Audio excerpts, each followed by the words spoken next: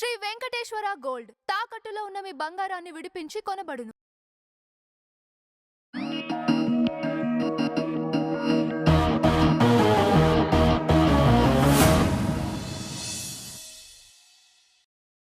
నేను మీ రిషి.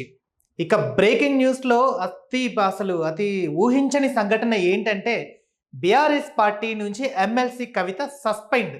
అసలు ఇది నిజంగా వినడానికి చాలా అంటే చాలా వింతగా ఆశ్చర్యంగా కూడా ఉండొచ్చు. ఎందుకంటే పార్టీ అధిష్టానం ఇంత నిర్ణయం తీసుకోవడానికి గల కారణాలు ఏంటి?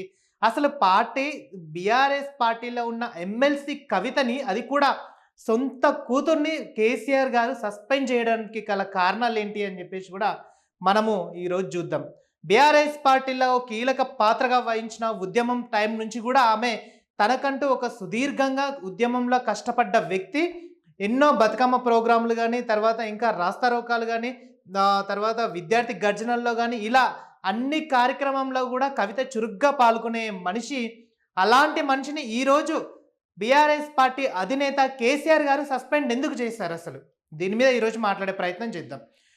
నిజానికి చెప్పాలంటే తెలంగాణ ఉద్యమంలో నుంచి కవిత చాలా కీలక పాత్ర వహించారు. అంటే బతుకమ్మ అనే ఒక నినాదం పెట్టుకొని ట్యాంక్ బండ్ మీద తన ఉద్యమం సమయంలో ట్యాంక్ బండ్ మీద ఒక బతుకమ్మను కండక్ట్ చేయడం నేతృత్వంలో అక్కడ ఉండే పోలీస్ వ్యవస్థ ఆమెను ఆ టైంలో కొట్టడం కానీ, కేసులు పెట్టడం కానీ జరిగింది. సో అప్పుడు మొదలైన ఉద్యమము జై తెలంగాణ అనే నినాదంతో కవిత ముందుకొచ్చి తన పాత్రను కీలకంగా పోషించింది. అంటే తెలంగాణలో బతుకు చిత్రాన్ని బతుకమ్మ రూపంలో తీసుకొచ్చి యావత్ తెలంగాణని ప్రపంచానికి పరిచయం చేసిన కవిత ఎమ్మెల్సీ కవిత. సో తెలంగాణ ఉద్యమం అంటే ఏంటి, తెలంగాణ ఉద్యమంలో ఏ పాత్రలు పోషించారనేది కూడా మనం గతంలో చూసుకున్నాం. కానీ కవిత పాత్ర అందులో కీలకంగా ఉంది అని చెప్పడానికి కూడా బతుకమ్మ అనేది ఒక నిదర్శనం. తెలంగాణ రాష్ట్రం ఏర్పడిన తర్వాత తెలంగాణ కేసీఆర్ గారి ఆదేశాల మేరకు కవిత ఎంపీగా ఎన్నికయ్యి పార్లమెంట్లో తన గళాన్ని వినిపించింది. బీఆర్ఎస్ పార్టీ నుంచి గెలిచిన కొంతమంది ఎంపీలలో కూడా కవిత గారికి ఒక ఆఫర్ ఇచ్చి కేసీఆర్ గారు పార్లమెంటుకు పంపించడం జరిగింది. ఆ నేతృత్వంలో మళ్ళీ సెకండ్ దాంట్లో మళ్ళీ ధర్మపురి అరవింద్ మీద ఓడిపోవడం జరిగింది. అంటే కొంత మెజారిటీతో ఓడిపోవడం జరిగింది. అంటే అప్పటికే కవిత మీద నిజామాబాద్ ప్రజలకి ఒక నెగిటివ్ అనేది స్టార్ట్ అయింది.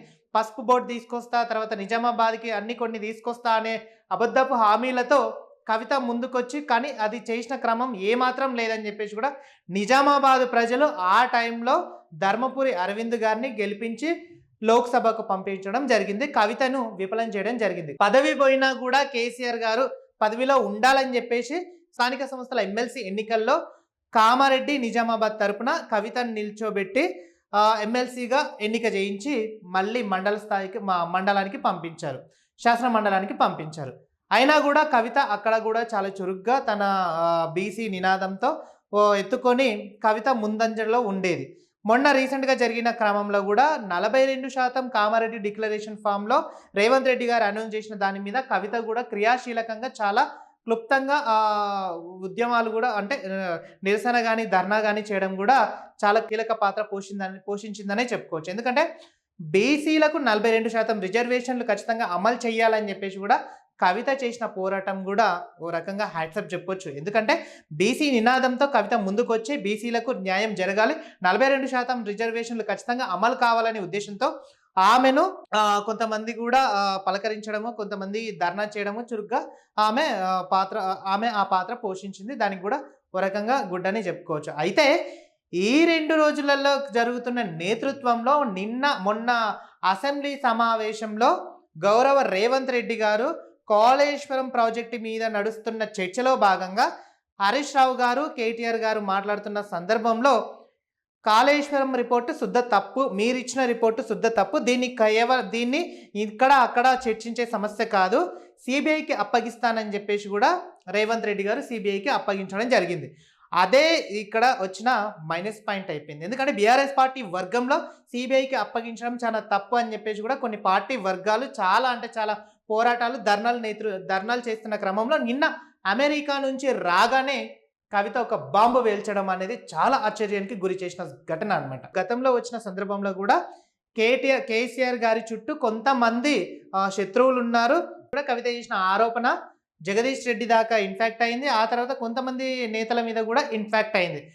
ఇక రీసెంట్గా చూసుకున్నట్టయితే రాఖీ పండగకి కూడా నేను వస్తున్నా అని చెప్పేసిన నేతృత్వంలో కూడా కేటీఆర్ గారు రాఖీ కట్టించుకోకుండా తను బయటికి వెళ్ళిపోయిన సందర్భం కూడా మనం చూసామన్నమాట. అంటే ఎప్పటి నుంచో కవితని ఈ విభేదాలతో ఖచ్చితంగా దూరం పెట్టాలి అని పార్టీ ఎప్పుడో నిర్ణయం తీసుకుంది. కాకపోతే ఏంటంటే అఫీషియల్గా దాన్ని అనౌన్స్ చేయలేదు. నిన్న కాళేశ్వరం ప్రాజెక్టు మీద అవినీతి చేసింది సంతోష్ రావు గారు అలాగే హరీష్ రావు గారు అని చెప్పేసి ఎప్పుడైతే తన మాటతో బయటికి చెప్పిందో, నా తండ్రిని అంటే నేను ఊరుకోను, నా తండ్రిని అంటే నేను దేనికైనా ఫైట్ చేస్తాను, కేసీఆర్ గారు అపర భగీరథుడు, అపర యోధుడు అని చెప్పేసి కూడా కవిత నిన్న చేసిన వ్యాఖ్యలలో సంతోష్ రావును అలాగే హరీష్ రావు మీద కూడా ధ్వజం ఎత్తింది. అది ఎంతవరకు కరెక్ట్ అని చెప్పేసి కూడా ఈరోజు పార్టీ వర్గంలో చర్చ జరిపి చివరిగా కవిత మీద సస్పెండ్ వేటు వేయడం అనేది జస్ట్ ఇప్పుడే చూసామన్నమాట. అంటే దీని మీద ఇంకా కవిత ఏం మాట్లాడలేదు, కవిత ఏం మాట్లాడబోతుంది అనేది కూడా చాలా మందికి డౌట్ రావచ్చు. అంటే కవిత మళ్ళీ సపరేట్గా పార్టీ పెట్టే సూచన ఏమన్నా ఉందా, సపరేట్గా వేరే పార్టీలో ఏమన్నా వెళ్ళే సూచన ఏమన్నా ఉందా అని చెప్పేసి కూడా కొంతమందితో ప్రచురిస్తే దాంట్లో చెప్పిన ఏంటంటే కాంగ్రెస్ వెనక ఉండి ఆడిస్తున్న ఆట, కాంగ్రెస్కి కవితకి కొంచెం అనుబంధం ఉంది అని చెప్పేసి కొంతమంది అంటున్న మాట. అలాగే బీజేపీకి కవితకు ఖచ్చితంగా కొంత అనుబంధం ఉంది, వాళ్ళతో చర్చలు నడుపుతున్నారనే వార్త కూడా రీసెంట్గా మనం చూస్తూనే ఉన్నాం.